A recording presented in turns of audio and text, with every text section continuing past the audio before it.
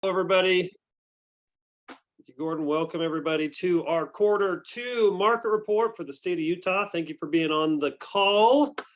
Before we get started, I want to do a quick housekeeping items. For those who don't know me, my name is Johnny Christensen. I'm the KW Utah Regional Director. Been a part of Keller Williams for 15 years. Celebrated my 15-year anniversary last month. Did you know that, Jordan? You're getting old. I know. Gray hair's coming. Gray hair's coming. Jordan will be my co-host, Jordan Larson, our regional technology trainer and recent addition to the MAPS coaching team. So congrats on that, Jordan. Thank you. And we also in the back of the room, he doesn't like being in the front of the room, Gordon Payne, our regional operations manager. Thank you, Gordon. Gordon really has been the guy that has put together all these slides for us. So thank you, Gordon. Thank you. He's also recording this, which is fantastic. But a couple other things. I want to hurry and share my screen, and I'll show you where we're going to host these slides. So who's been, raise your hand quickly, who's been to Family Reunion or Mega Camp? A handful of you. So if you've ever been to one of our major Keller Williams events, Family Reunion, Mega Camp, Gary Keller goes through his nationwide vision speech. And I've always really loved the flow and the format of how he does that market report and his vision speech. So we basically copied that, and we're actually using that. And then Gordon has spent, 17 years compiling this data, Gordon, basically a lot of time. So we appreciate Gordon put this together, but he's matching the flow of that vision speech that Gary Keller does. So we're going to bounce back and forth between nationwide stats, all the way to Utah stats. And there's going to be several different categories we go over, but typically we talked about those 5 numbers that drive the US real estate market, the Utah market. We talk about the economy, the federal government, and some of the things that affect our economy, GDP and unemployment and whatnot. And if you don't know this yet, this is kwutah.com. This is our regional website. So you just go to kwutah.com, click on resources right here in the top right corner. And then down here on agent resources, that's going to send you to a Google Drive folder, and there's the quarter report. So every single quarter when we complete this, and when we mean complete this, we're pulling data from probably 40, 50, 60 different sources, Gordon, all the different categories you're tracking right now. Yep, mostly the Fed. So a lot of different pieces of data, they package that up, and then it's in a PDF right there in that folder as soon as we do it. So some sources come out within days after the end of the quarter. There's some sources we just barely got the data this week. So a lot of times it takes a full month to put together the quarter report because a lot of those data sources have a lag to them. And I'll also post this recording out on our Facebook pages and also kwutah.tv, which is our YouTube page as well. Perfect.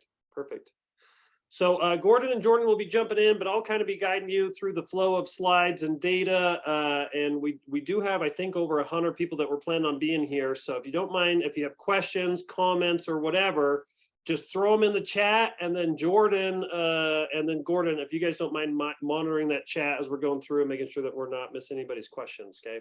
Yes, so we do have this plan for about an hour and 15 minutes, something like that. So Gordon, Jordan, anything you want to say before we get started? I would just challenge you to pick 2 or 3 stats that you learned today that could be influential in your clients' decisions to either buy and or sell real estate in today's market, and go share it with your top 5 clients. Yeah, great. Yeah, and that PDF, you can print whatever pages you want, share it with clients, put them in your listing, buyer consultations. But no matter what happens, clearly the market has got funky, right, Jordan? We've been doing market reports for 10 years, and this is probably one of the funner times that we've done it just because the numbers are actually changing so dang quickly, right? So here's a quick snapshot. This is just a snapshot of some of the Utah data we'll be going through, but just to give you a snapshot before we even get rolling in some of those categories, you could see right now, new listings, there's more new listings coming on the market than there was last year. We're up 8.8% year to date. Which clearly with interest rates going up, there might be some sellers that are just throwing their house on the market to get some of their equity out. But no doubt we should be taking our fair share of listings, and listings should be coming a little bit easier than last year. Under contracts and closed sales, no doubt, are down, right? I'm assuming a lot of you have had cancellations or people falling off the fence or whatever, but 13% down in under contract units. Closed sales down 9.9%. which that's the moneymaker. We got to keep making sure that drives up. But days on market has actually gone down. I think July, August, this next third quarter, you're going to start seeing days on market go up with how many listings have come on the market the last little bit. And even clearly median sales price. It hasn't slowed down year to date. We're up 24.2% on median sales price. Which again, this is a very unique environment for the last 3 years. When you put a home on the market, it actually sells for more than you listed it for, but it has dropped. We're now 101.8% of original list price is what you actually sold the home for. No doubt, I anticipate that going down as well. And then clearly housing affordability has dropped even more as the price has gone up, interest rates has gone up. And then homes for sale, there's just more homes for sale right now, which is giving our buyers a little bit of reprieve and more homes to look at. So, Jordan, anything on the summary, Gordon? No, I just think it's interesting that 13% backwards in pending sales and 9.9% backwards in closed sales. Like the market is responding to costs increasing. It's harder to buy a home today than it was 6 months ago. Yep, and we'll show some of those slides that make that look pretty drastic. But here's nationwide. So last year we closed 6.1 million homes across the country. Again, every home sold typically has two sides, so there was probably some around 12 million sides of commission available. Right now, projections, the initial projections were that we were going to still be somewhere around 6 to 5.9 million at the beginning of the year. No doubt with rates and the Fed raising rates so fast, clearly we've had to lower the projections across the country. NAR is typically where we get this. NAR has reduced their projection of home sales for 2022 several times already, and I don't think it's the end of it, but we're going to probably end up somewhere around that 5.5, 5.6 million homes sold. You saw rates have even came down the last couple days. I saw today that we're at 4.99% rate on average, which actually is the lowest it's been since April, since we've been raising it so much. So if that kind of stabilizes, we probably will be around that 5.5 million. But if rates go up even more, we could go down as low as 5 million homes sold in the country, is what Gary Keller's told us several times. Here's on a monthly basis. Which is a rolling 12 months. So look at the orange for a sec. Clearly that is COVID affected. You know, we were at 5.7 million, 5.4 million, but just when COVID happened, you guys remember that screech to a halt almost, it felt like, for the real estate market, dropped down to 4.4 million, and then no doubt rebounded, and we totally caught up in the fall for what we maybe missed in that springtime. 2021 was a pretty solid, consistent year, somewhere around that 6 million homes sold, which is that purple, and then that light blue teal color is month to month. So you see, we started out at 6.5, 6, 5.7, 5.6, but even in June, we were down to 5.1 million homes sold the last 12 months. No doubt if we don't catch up some of that in the fall, that's where we could end up with a little bit lower on that. So here's Utah. Annual home sales. Last year, we were 55,877 homes sold across the state. So a lot of this data is collecting all those MLSs, everything that sells in the state of Utah. And then, you know, we're going to bounce back and forth between US and Utah, but for your local county, that's where you might want to pull some even more hyper local data, but we want to at least give you a really broad, strong Utah market report. Projections were obviously Utah usually tends to do a little bit better than most other real estate markets out there on appreciation and just solidness of being recession proof, but we're still projecting a pretty solid year, around 61,000 homes sold. No doubt, you know, depending on the last half this year, that could go down or stay consistent with that number. Here's rolling 12 home sales. Actually, this is just month to month. So you can see even some of the seasonality that comes in here. But last month, we sold 4,129 homes, which is quite a drop from where we were in 2020 and 2021. That was almost, you know, 1,500 to 2,000 homes less sold last month. Which you're starting to see. I've said it before, but I felt like June was probably one of the last months that sort of felt normal before we really start getting into this new market that everybody's starting to get used to.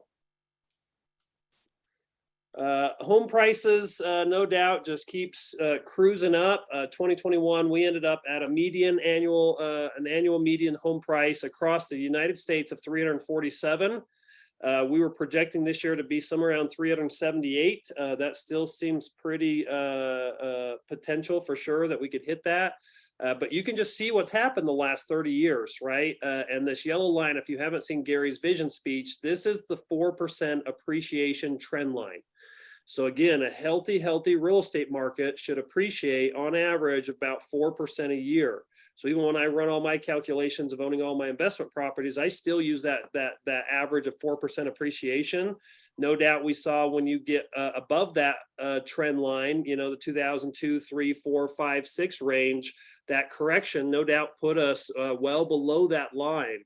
There were several years as we climb back up that we may have thought that the new trend line could be reset, but clearly the last several years have surprised us at how fast the median home price has gone up. And we've now even exceeded across the whole country the last 2 years, we've exceeded that 4% trend line, which the farther above that trend line, the more risky or potential of a market shift could come.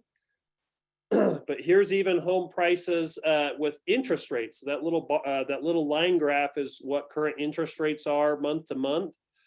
June, we clearly ended a U.S. home price at $416,000 and a 5.52 average interest rate that month. Which again, this is the shocking slide to me, Jordan and Gordon. When you take the appreciation that we've had in the United States, and then you take the fast, quick rise of interest rates, look how dramatic that has affected our buyers on the affordability. It's just crazy how expensive that has got, which no doubt is what caused a lot of your buyers to probably just wait or, you know, or choose to just, you know, watch the market for a little bit. So, Well, I mean, that's the thing, right? People don't necessarily live in the purchase price, they live in the monthly payment. And when your monthly payment in 6 months' time went from $1,100 a month to $1,900 a month, that's a pretty steep jump. and we'll talk about inflation a little bit more in the later slides. But again, a whole big cause of this is inflation, right? And really what we're dealing with right now is kind of a perfect storm of a handful of events. Like number one is, you know, COVID. When COVID happened, the Fed pumped in $6 trillion. It's almost like everybody had a little extra cash, right? The market was going up, crypto was going up, the stock market was going up. It almost felt like the last 5 years you couldn't really lose, which also equates to a lot of people thinking they're really smart on social media, right? Like I'm actually really excited to not see everybody's crypto and whatnot posts on how smart everybody is the last several months. But no doubt that came into play. COVID also just ripple effect our supply chains, right? Like clearly everybody's familiar with the building costs, all that sort of stuff. But then you even get into, you know, the Russia-Ukraine war, you know, the energy crisis, you know, some of the grain and the food crisis, all of those events, no doubt has just really put a hard thing on our inflation. And so clearly what we've learned the last several months is the Federal Reserve is no doubt intentionally trying to slow down our market, right? They want it to become a little bit too expensive so people start saving more and spending less, right? And that's really what we're seeing, all the ramifications of this. And one of the weird things too of that is the dollar currencies, right? When you compare the dollar to the euro to, you know, any other currency out there, we're looking really, really great actually. So traveling, your buck goes a little bit farther. But the reason that's happening is because our Fed is actually doing a little bit more aggressive decisions than other Federal Reserves around the world, which is causing it to happen faster to us. But hopefully that's showing signs that it could actually see some solid stability quicker than maybe other countries. But those same stats, again, this is when Gordon put this together a couple months ago. This has shocked us just on how strong Utah's been on the same level of trend line. So you start that same trend line of 4% appreciation. We have well exceeded that, specifically the last 3 years. Look how far we are above these trend lines. And then you look at the same thing, the average median price in June, May, April, 530, 535. But when you take that interest rate into play, look at the average median payment right now in the state of Utah, right? We went from 1,600 in 2021 in just even, you know, 6 to 12 months to 2,400. That's an 800 per month increase, just like you were saying, Jordan. Here's the nation, and this is what helps us put a little bit more perspective around with what home values are doing. You've already seen some builders lowering prices in the state of Utah. You know, if you would have asked me 6 months ago if we would ever see any sort of depreciation in the state of Utah, I would have said for sure no. Now I'm kind of like, it just depends on how much we're going to recapture of that crazy run up the last 12 months. But really, if you look at the last 30 years in the United States, other than the Great Recession, where we dropped, you know, collectively, what, maybe 23, 24% in those handful of years.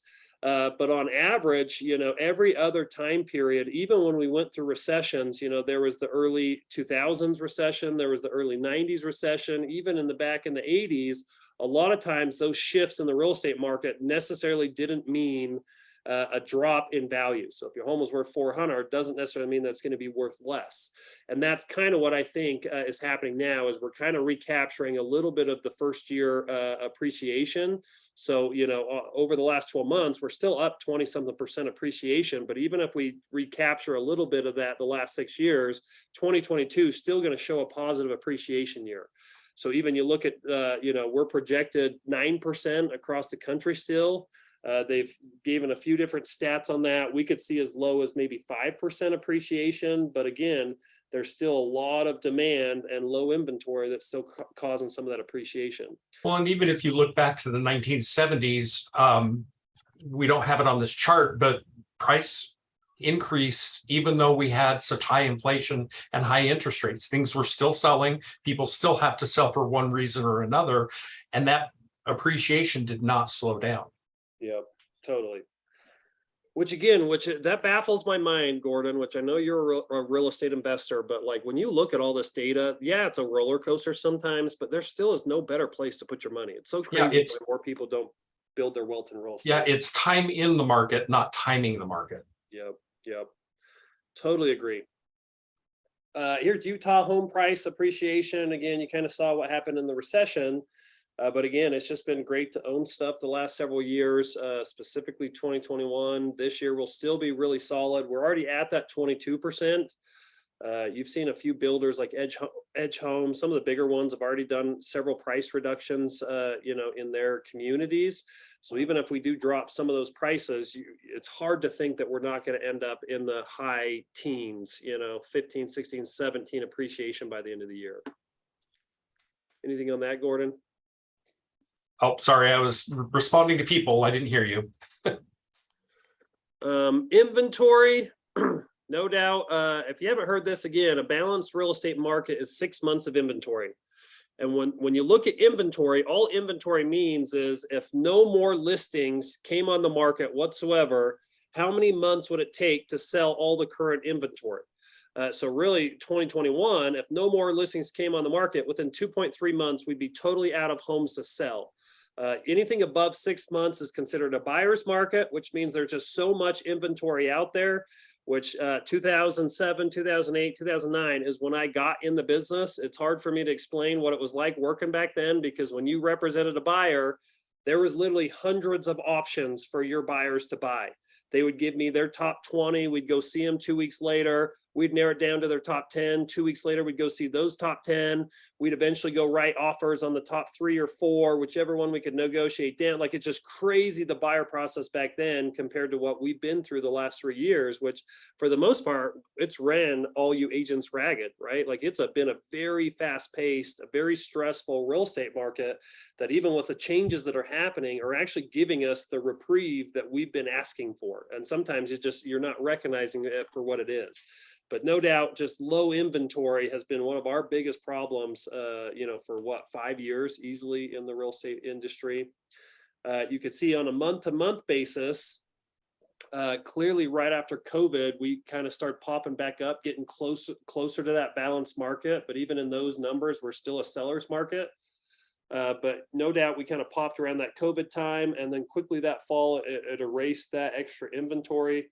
The purple 2021, pretty solid. You see a little bit of seasonality in those numbers, but for the most part, 2022 right now has been pacing similar on inventory to last year. But no doubt, when we go from in March, we went from 2,000 or under 2,000 active listings on the WFR Utah Real Estate MLS. And now we're well over what, 10,000. Like, no doubt July, August, September, October, the next several months, we're going to see a jump up in that inventory number as well as days on market. Here is Utah, which again, we have outpaced, whether it's positive or negative number, but we no doubt have had less inventory in Utah than we did in the United States. Last year, we ended at 0.9 months and even a little bit popped this year, but we're still at 1.2, which is just so fast. You know, even 3 months is a pretty great real estate market to be an agent in. Here's your month to month with Utah. But here already you're seeing that pop up. So clearly when we get July's numbers, I'm guessing it's going to be somewhere in here, the high 2s, maybe even 3 months of inventory already. I was going to say things are moving fast. So even if you're looking at stats here, July's numbers are going to make that look even more drastic. And that's why still using this whole market report as your framework, but we update some of these monthly, so you could check back with us every once in a while, but most likely searching your local MLS data on some of these faster moving stats and then combining it with this report would be smart to you. New listings on the market. So when a new listing comes on the market, that clearly is counted as one. Last year, we ended up at 61,000 listings that came on the market across the state of Utah. We already know that more are coming on the market right now in 2022. We could end up as high as, 67, 68, 70,000. 2022 could be the year that we set the all-time record of number of listings coming on the market. We'll see that, but you could even see the month-to-month numbers. We're pretty flat here in April, but already 2022 outpaced the last couple of years, and even in June, we already jumped way ahead by about 800 listings. So clearly, we're going to start outpacing that as seasonality dips. So we'll still see it a lot. So tighten up your listing consultation. Spend your time, your money, your energy generating listings. No doubt that is going to be the name of the game the last 6 months of this year. Here's homes for sale. And Gordon, I appreciate that you did this and went all the way back to 2003, because this, even with the rise in the number of inventory or houses on the market, which everybody's talking about. I've seen almost every one of our agents post something about how many homes are on the market now compared to where they were, last year or even a couple months ago. But even at 10,000 homes for sale, when you pulled this data across the state, again, put that in perspective with the last 20 years, getting up there around the 15s, the 20s, or even back there in the recession, that was really where there was the peak inventory on the market. So even if we get up to 15, even 20,000, that's still a very healthy spot to be in. Like, this is a very stable market back here. And that type of inventory or homes for sale is what's going to slow down appreciation to more sustainable numbers. And then that becomes more of the hot zone or the sweet spot to be with our real estate market, Well, and even if you look back to 2008, where we were overbuilt, and now where we've underbuilt for a decade. Yep. Totally. It also tells me as agents, we need to really be leaning into mastering our listing presentation, but also the pricing conversations and price reduction conversations. Yeah, you nailed that one, Jordan. That's been one of my bigger fears, because if there's more listings to take, and we're taking a bunch of listings, but we're using the skill set that we have from the last 24 months, which when your seller says, oh, I want to get 440, and you're like, oh, I don't know if it's totally worth that, but we might as well throw it on the market and try. And then there's so much activity because there's such low inventory that you still end up getting the seller what they want. That conversation changes when it's not what it's been the last 3 years. You've got to make sure you're pricing homes accurately, and you've got to make sure you're pricing homes ahead of the market. So if you even see the market of prices slightly going down, if you're not pricing them below where they're going to be the next several weeks, you're going to end up just chasing the market down. We saw a lot of that in that recession. And if someone would have just accurately priced it right when they threw it on the market and shaved their price by $5,000, after 6 months of chasing the market down, they lost more like $30,000. You got to make sure you're paying attention. You've got to hone your skill set, because you are the professional that's going to really help the sellers get what they want, even though they might not understand how they're going to get it. If you haven't yet, go read shit in the book Shift. It's the tale of two markets. It's exactly what we're seeing right now. Yeah, great. But here's that story, right? So March, this is all across the state. So I know some of you are pulling local MLS, but across the whole state, just in March, we only had 3,731 homes for sale. And within 4 months, we went up to 10,000. Such a giant, fast-paced increase right there. Even pre-COVID, right? Look at those numbers. Like the number of homes on the market right now were pretty stable even before and after we realized COVID was hitting us. And here's just the year-over-year percent change in homes for sale. So clearly we knew that 2021, we had we were working with 50% less homes on the market than the year before. Finally, we're actually working with 28% more homes on the market than we did last year. But again, we're still less homes on the market. If you go back to that, less homes on the market than we were in 2020. So we're going to have to get more to these 11, 12, 13, 14,000 for us to actually be more equivalent to 2019. Pending sales, clearly we talked about the drop, but there was a drop in number of under contracts across the state from 2021 to 2020. No doubt 2022 is probably going to see a little bit of reduction on that as well. Here's the month new under contracts each month. So you could see in April, we were at 4,286 under contracts, but that's for June. That is our pipeline the next 60 days. So we put less under contracts last month across the state than we have easily in 3 years. And that pain is usually felt 30 to 45 days later. At market center levels, we watch data very, very well on under contracts and listings taken, because we know with that macroeconomics, with all those agents, it kind of evens out to predicting our production, our commission, our revenue for the next 2, if not 3 months even. What that tells me, Johnny, is the activities need to start changing. What worked to get a certain level of GCI and a certain income level in your business 6, 12 months ago is not going to be the same number of phone calls, conversations, and appointments it's going to take the next 6 months. Yeah. Yeah, this isn't necessarily a shift class. Most the KW officers around the state are doing really good at hosting the shift curriculum, but this is what's telling us that we need that shift curriculum fast, right? And I keep talking about the 3 different categories, that we need to change and shift in, just like the market shifting is mindset, skill set, activities. You've got to have the right mindset for the right market and understanding how you need to think differently. Skill set is drastically changing. The entire service cycle of a buyer and seller, from lead generation to post close, your skill set is no doubt drastically different than it was 90 days ago. So if you're not role playing and practicing and grabbing an agent and practicing your listing consultation and stuff, you need to do that. But just like you said, activities is the major concern. And the only thing that changes when the market shifts on an economic model of a real estate agent's business is their conversion ratios. Right? We know right now it's probably going to take more contacts or conversations to lead to the same amount of appointments that you had last year. Or it might even take more appointments to get a listing, than it did last year, whatever. No doubt one of the big ones is listings taken. It's been almost 100% guarantee when you take a listing, you're going to get paid. One of the stats I keep comparing back to the Great Recession was in 2008, 2009, only about 35% of homes that came on the market ended up selling, which means 6.5 to 7 listings that went on the market out of 10 expired, which again, we've got to probably take more listings.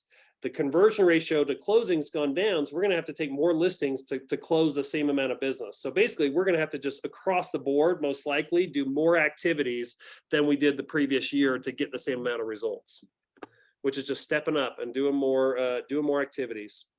Here's monthly U.S. days on market. You can see how that's kind of changed. Average days on market, again, we're pretty flat lined right now in Utah, but I'm anticipating that going up. Here's month to month, which that teal blue line, you're going to start seeing that trend up, get closer to maybe 30 days by the end of the year, I'm assuming. But mortgage rates, clearly this has been the story of the quarter. On average, the last 50 years, this is what all the veteran agents like to point back to. But again, this is 50 years, our average rate, 7.8%. The last 30 years has been 5.97. Clearly, last year we averaged 2.96, but here's a 30-year average for the U.S. kind of pacing on a year-to-year basis. Year to date, we were at 4.52, but that. No doubt, if we stay in the high fours, high fives, somewhere around there, it's going to end up in the fives on average for the year. The Fed, no doubt, last week raised their basis points again, 75 basis points. They gave a little bit better positive news around 2023 in the springtime and actually starting to reduce rates. They've started that language already, but we're still anticipating, another rate increase or two, probably by the end of the year out of the Fed. And then hopefully springtime, as soon as we roll around to next year, we're going to start seeing those maybe come down a little bit. But here's even month to month. You see how fast that popped, just a cliff, but the opposite way. Here's weekly interest rates, and even paying attention to the different interest rates. And you're going to start seeing some of these lines cross where the different products might make more sense than they have in the past. I'm hearing talks of, ARM loans a lot more the last couple months. This you might have to Google a little bit, but this is one of the number one or two predictors that a recession's happening. Basically, they have a spread between a 10-year treasury and a 3-year treasury, where basically that typically the longer of a treasury and your money's locked up, it should be paying a higher yield. But when sometimes when economic conditions happen, that the 3-year yield actually inverts and passes and is a more extreme yield than the 10-year, they call that an inverted yield curve. And what the inverted yield curve historically becomes the number one predictor that a recession is happening. So you can see basically as soon as that 10-year versus 3-year spread inverted and we went backwards basically on the way that those were paying out, immediately following was a recession. So you can see in the 80s, the early 90s, the early 2000s, you could see the Great Recession, even that tiny little bit of recession we went in right before COVID. And if you don't know this, COVID was actually, besides it being a terrible pandemic across the globe, economically, it was actually an incredible thing for the Fed because it gave the Fed excuses to pump some money into the economy. Had COVID not happened, the negative economic ramifications could have been totally different because we were on the path actually at that exact time point for a recession. Even on the 2-year, 10-year spread, the inverted yield curve again, just as soon as it reverses and the 2 years yielding more than the 10-year, a recession's looming. So that's one of the things we watch right now on recession talk. Gordon, any comments on that? No, and it's interesting because they're trying to backtrack that right now. Well, at least the Fed is stating that our unemployment isn't high enough to be in a recession. So we'll see what happens over the next quarter. Yeah. Which I get that a little bit, but again, for the last several decades, the definition of a recession has been 2 negative quarters of GDP growth. So GDP went backwards 2 consecutive quarters. That has been the definition of a recession we've used for a long time. But no doubt that doesn't tell the whole story. So I get a little bit of that, but usually whoever's in office likes to change the definition of certain terms publicity wise, right? So yes, unemployment's still strong. So that could be a very great sign for our economy, but yeah, this has been the case with the exception of one time in 1947 where we went backward and we didn't end up in a recession. That was the only time in history since they've tracked this. Weren't you in high school around then? Yeah. Okay. Affordability. This has been the struggle of the last 3 years, is keeping homes affordable. Labor costs have gone up, supply costs have gone up, appreciation of homes, mortgage rates going up. It has been very hard to keep affordability low. A lot of economies, a lot of states are trying to get involved in how do we get more affordability programs and products out there. But you can see here's how they calculate across the nation, basically saying on the median purchase price, the median interest rate, the median principal and income payment matched up against the median household income, what % of that household income goes to that principal and interest payment. So back in the 80s, those high interest rates, it was saying 36% of the average income was going to that P&I payment. Usually around 20% is pretty healthy. That's the long-term average we've seen.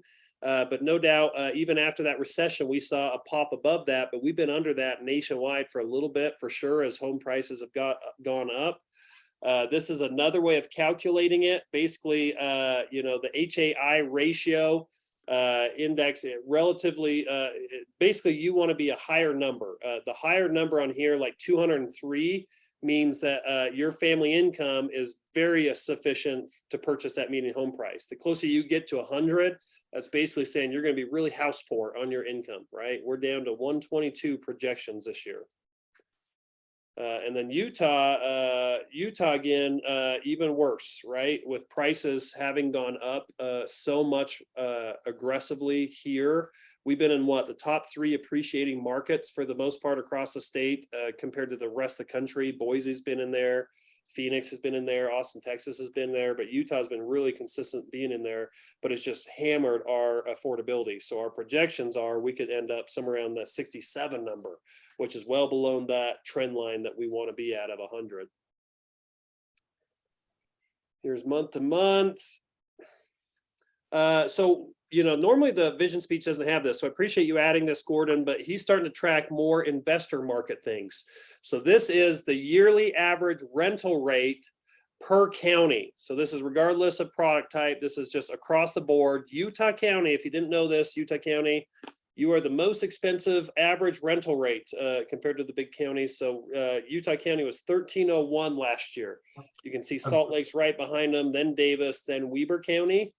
And then here is even where the HUD tries to track what are the average rents in the marketplace and what they should be, because HUD actually has a lot of housing assistance programs out there. And this is usually the data of what they use to dictate how much they're willing to pay in those circumstances that they're paying someone's rent for them. Some of those low income families or whatnot. This is usually how they dictate how much they're going to pay out per month. So you can see rent set by them for a 3-bedroom last year was $1,182, a 4-bedroom $1,416. But again, even their estimates are actually under the real rents in the state of Utah. So the gap's starting to increase from what the Fed thinks it should be. Even Salt Lake City. So here's the average rent per product type just for Salt Lake City. Average 4-bedroom, $2,300, 3-bed, $2,000, 2-bed, $1,500, $1,200, 1-bed. It pays to own real estate. Yep. Jordan, do you think rents are going to be more expensive the next couple of years or less expensive? I think they're going up. Gordon, do you agree? I agree. And why is that? Why do you guys think rent's going to go up? I think there's been some cautious investors like me that haven't really started to increase their rents until this year. Yeah. And now I'm just starting to, as I've got turnover, I'm bringing those to market rate. And some of them have been $300 to $500 a month. Yeah. I was gonna say the other thing to me is you've got a lot of people who would have bought that now don't qualify for that mortgage with a 5% interest rate that are forced to go rent. Yeah. Yeah, maybe if you had super wealthy parents that had an empty yacht and you could just go live on the yacht for free, maybe it wouldn't make sense to purchase. But in any other scenario, when you're choosing between buying and renting the next 3 years, absolutely buying. You agents need to be really showing some of this data to your clients. I'm guessing that rent's going to go up every year about 10% the next 3 years. Because again, when you think about why that's happening, this is people make fun of this comparison, but at the end of the day, rental real estate is a business, right? And no matter what costs are associated with a business, who eventually gets all those costs passed on to them? The consumers, right? The customers. You think about Walmart, when something breaks or when people steal things, does Walmart just write that off? No, they just eventually raise the prices up and the end consumer or customer is paying for any costs associated with that. It's a business, right? So you think about the building costs that have gone up, labor costs, you think about interest rates, the price of properties. Eventually, all of those costs that investors and landlords have been dealing with, eventually they're all going to be passed on to the renters eventually. So I just don't see a path forward the next 3 years that rent isn't drastically increasing. You even look at the last 12 months right here. Rent year over year has grown on average 13, 17, 16, 14%. And I think those numbers are probably just going to keep going the next several years. So agents buy freaking more real estate. Number two, get your clients in homes so they're not susceptible to the rent increase. You're basically locking in on a payment for the next 30 years. Well, Johnny, and if you, Yeah, go ahead. I'm so looking at the 2020, I was doing research for myself, and what I could find is the lowest or the most that rent decreased during that time in a dollar amount, not a percentage amount, it was $50. Like total from the where it was down to the lowest, it was $50 a month. So even if we doubled that in a worst case scenario, or $100, usually it's still worth owning. But that just surprised me. Is if there was a decrease in a dollar amount, it was $50. Huh. That's a great insight. Thanks, Tyler.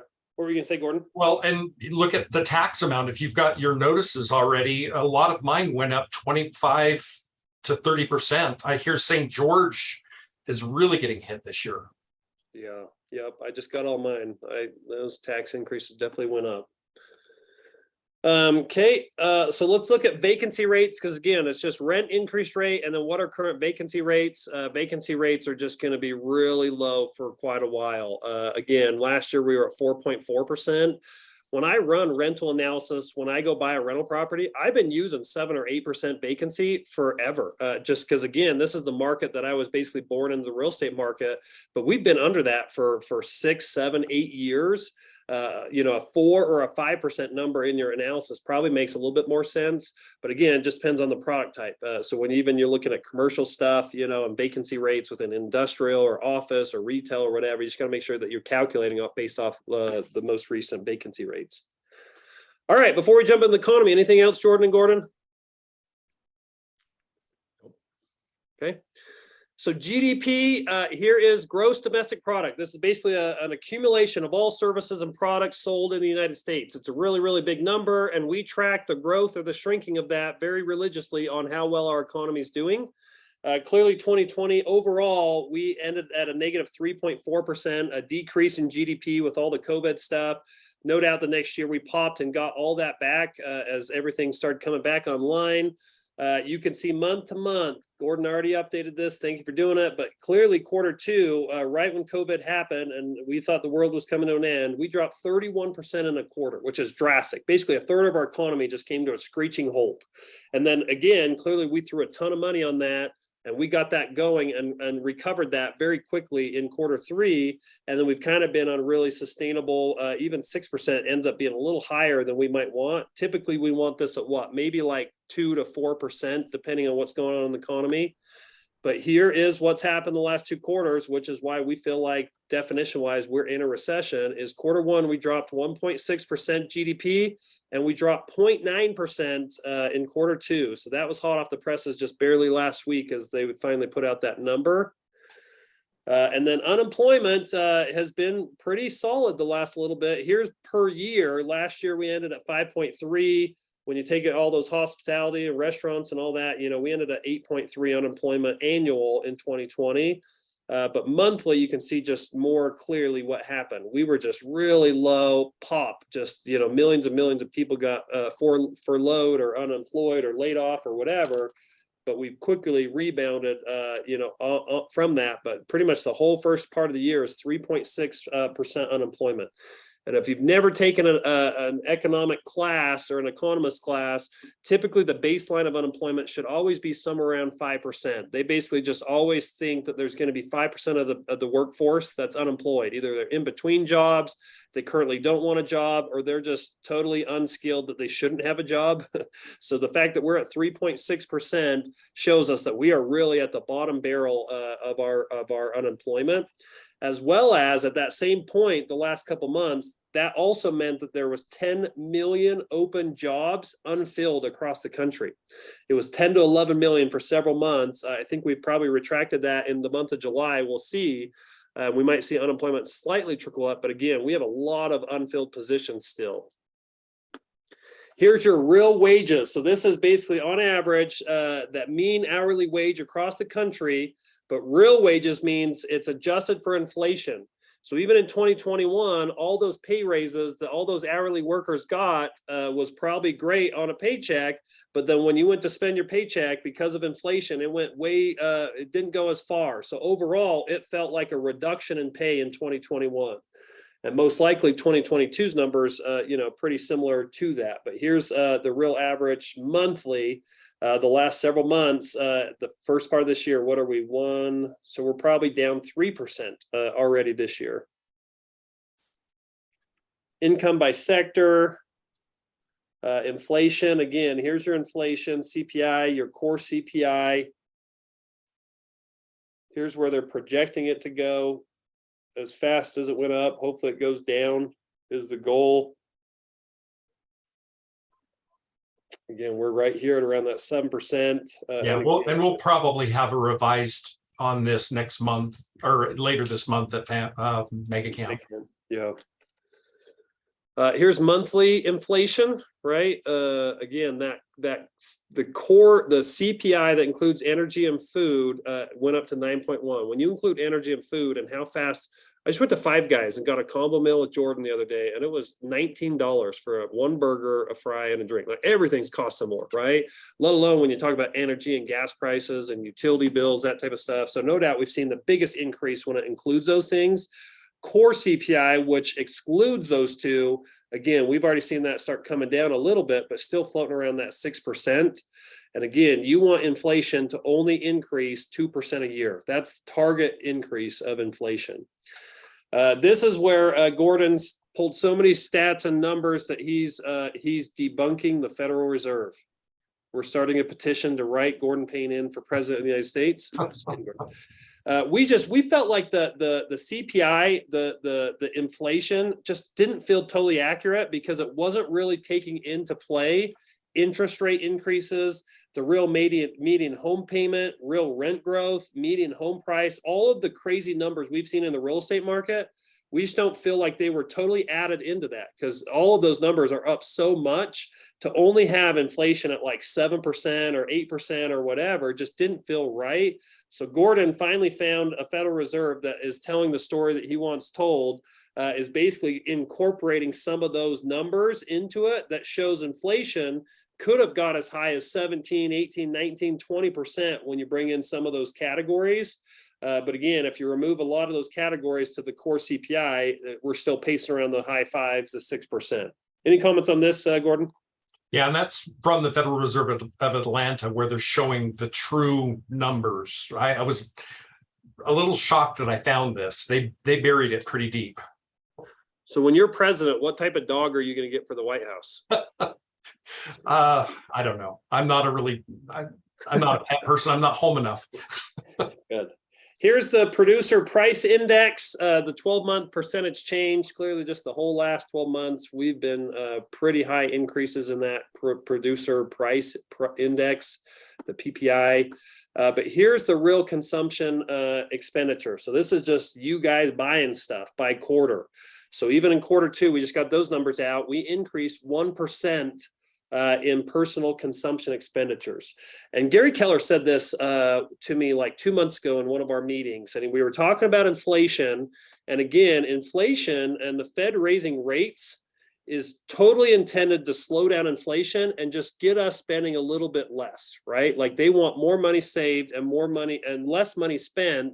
So it decreases the demand on all of the supply out there that's in calculated inflation. So we can curb and get that down, right? Like even a used car, buying a used car, 6 months ago, you were paying more than sticker price for a used car. Even in the last several weeks, we've seen used car prices just totally tank because less people are buying those used cars, right? But that's what Gary Keller said. He said, how high does the Fed have to raise interest rates before you personally choose to stop spending? And there's a lot of people that, still had their vacations planned, still had their cars ordered, still were buying their new house, furniture, whatever. And until I've just even brought it home to me. I'm like, all right, when my household expenses drastically start increasing and I start feeling like people around me are starting to save and spend less, that's where nationwide you're going to start seeing a real decrease in that inflation. But again, up until the end of June, we're still spending money, right? Personal consumption has gone up. Here's even the revolving consumer debt, which again, I don't know why we're like this, but us American citizens, we love consumer debt, right? And even after the recession happened, we started getting that down. We learned from some mistakes. We had less debt per household. This is a number that's in billions. So we're in the 1.1 trillion mark of revolving consumer debt. So even when all that COVID money came out, look how fast we kind of dropped over those next several months here. That just means we had a little bit more cash, and a lot of people probably used some of that stimulus to pay down debt or whatever. But even as good as the real estate market and the economy has been the last 18 months, we just keep bringing on some more consumer debt. We're officially the highest, again, record ever on revolving consumer debt in the country. Even annual personal savings rate of disposable income. So this shows how you're doing on savings. And again, kind of around those COVID times, our savings just popped, right? Everybody was a little panicked about what's going to happen. They stopped spending immediately. Their personal savings rate of their disposable income went way up. But over the last several months, we're back down to just really low lows. Clearly right before the Great Recession, we were in the 2s and the 3s, which hopefully we don't get there as well. But even 5% of your income saved is great. Here's some manufacturing numbers, just new orders. So this is how we kind of look at the pipeline of our manufacturing across the country and how healthy that is. When that dropped, but the demand didn't drop, that's where prices just totally skyrocketed. So we've been on this 18-month venture of just getting our manufacturing up, getting caught up on all those supply chain issues. But that's a pretty healthy number. Advanced retail sales percentage. So this is basically pre-orders or retail sales that we know anything in advance on how that's doing. So clearly we're still healthy on that. The pipeline of sales across all industries is up the last several months. Gordon, any comments on the last couple of these? No, I think you're going to see that revert. We've got so much in the pipeline that's now coming in that they're having to put on sale because they over-ordered. Yeah. It might even be after the holidays. I don't know. You've heard some of these major companies, like Hershey's, they officially announced that they're not going to be able to fulfill the Halloween demand, right? Yeah. Which I think it's like 25% of all their year sales is all based around Halloween or something. So I still think we're dealing with some supply chain issues, but I think that's going to start reversing, like you said. So this basically, Gordon pulled this. This is U.S. Index of Consumer Sentiment. This is basically how well everybody's feeling about the economy.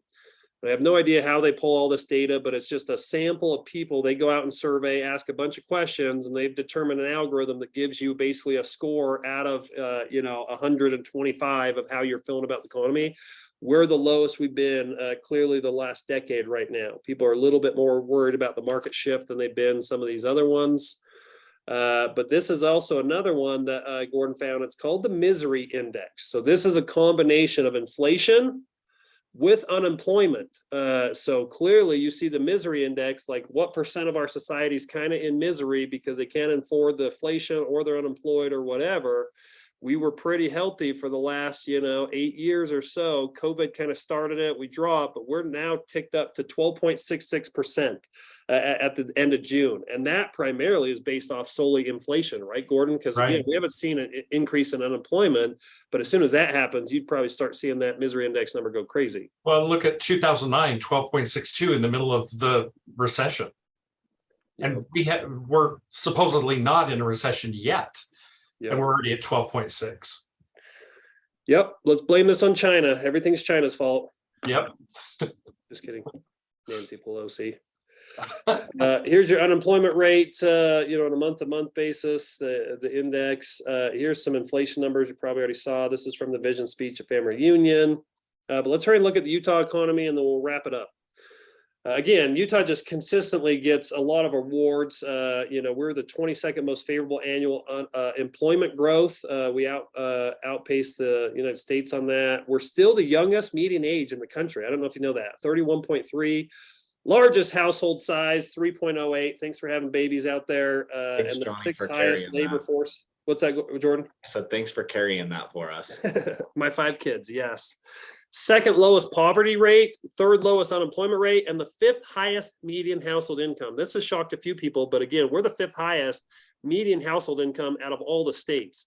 I'm assuming California, New York, Washington, D.C. are in there, but we're outpacing U.S. by about $16,000 household income a year. You can come back on some of these. Again, just kind of comparing some of our non-farm employment ratios. We're still around the 3s and the 5s. Here's our overall yearly unemployment compared to the United States. United States is the purple line. We're the blue bar graph.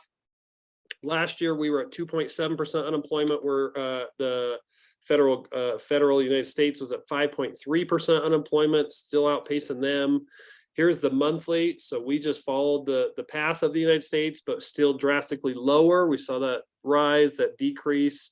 Again, we were around 2 months of unemployment in the state of Utah the last several months. Crazy, crazy. So if you're having a hard time filling some of your staff positions, I get it.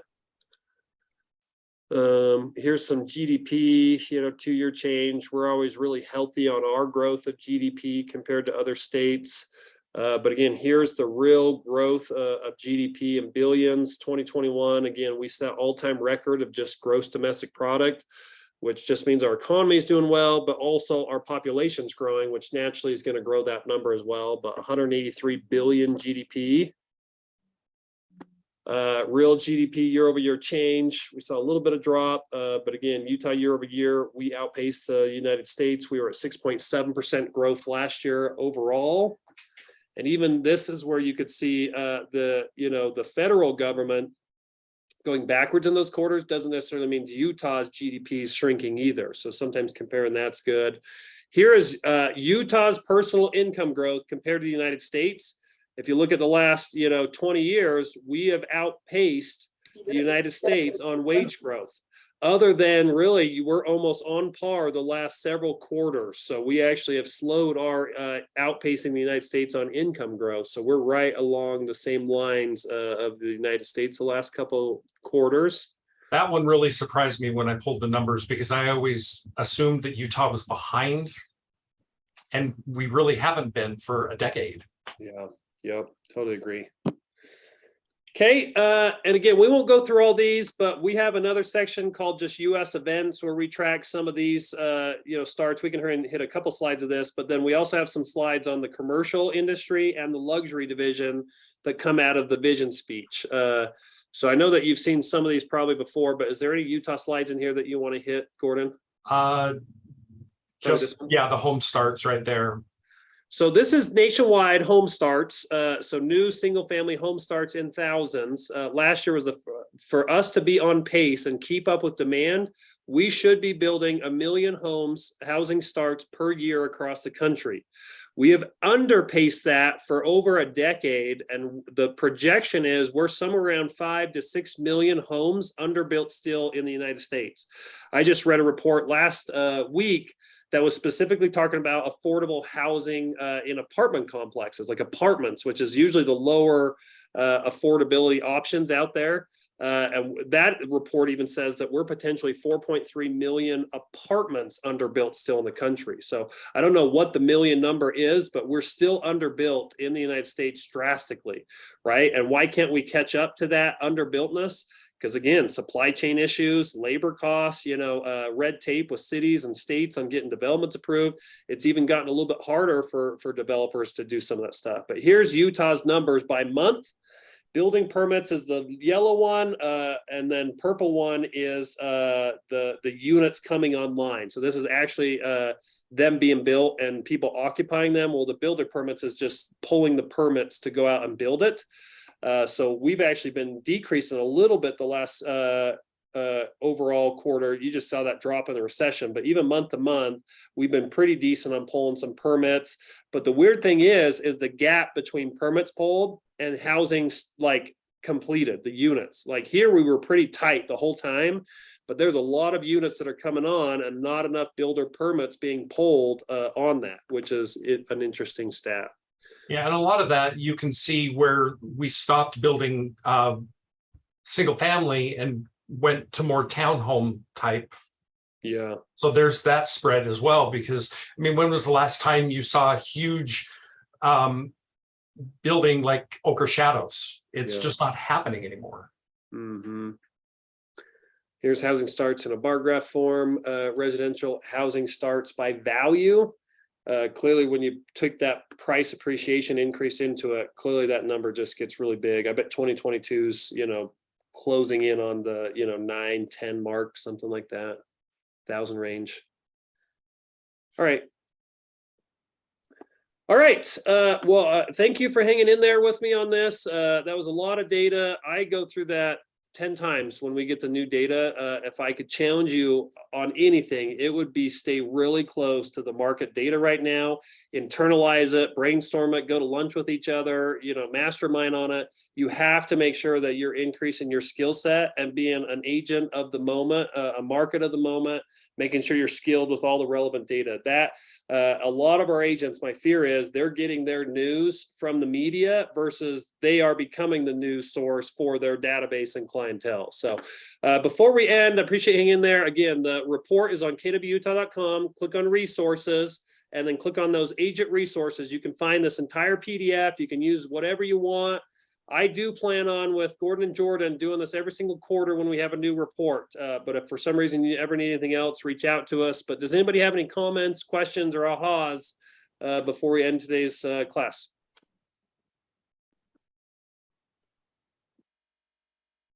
Some good opportunities coming this next year. Yeah. Can I make one comment? Just a Yep. thank you comment, that having you go through the numbers and actually kind of give some perspective on the slides was really helpful, especially for newer agents that haven't seen the slides year after year or quarter after quarter. And so I just wanted to say that was well appreciated. Yeah, we got into a lot of government stuff, but even if you take that section of just the 5 main categories of the real estate market, fantastic. Even getting really good at being able to communicate those are awesome. And again, if you feel like, I appreciate some of these comments in the thing about some of the categories that we may be missing. And again, we're all about accuracy. So if Gordon and I and Jordan can find a relevant source for anything else that you want us to track, we're totally open to continue adding to this. It does overwhelm some of our high eyes. Robin, I appreciate you hanging in there. But for the most part, it's a lot of data. So just hang in there on it. I'd love to get some better data on the rental market, but it's like pulling teeth to try and find some of that that's accurate. Yep. All right. Well, thanks everybody for being on the call. You guys are rock stars. Go sell a ton of houses and take some listings. See you, everybody.